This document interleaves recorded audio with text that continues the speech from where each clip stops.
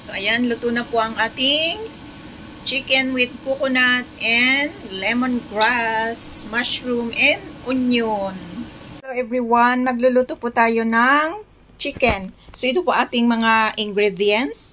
So, ito po ang ating chicken, tapos ang ating lemon, ang ating coconut milk, tapos ang ating mushroom slice, ang ating onion, tapos ang ating chopped na parsley, at saka ito ang ating lemongrass. So ito po ang ating ingredients sa pagluluto. Mag-start na po tayong magluto. So ilalagay na natin ang ating lemongrass. Tapos mag-add tayo ng 1 cup of water. And then ilagay natin ang ating coconut milk. Yan. So, ayan, pakuluan natin hanggang ano siya, mag-boil ang coconut at saka yung water. So, ayan,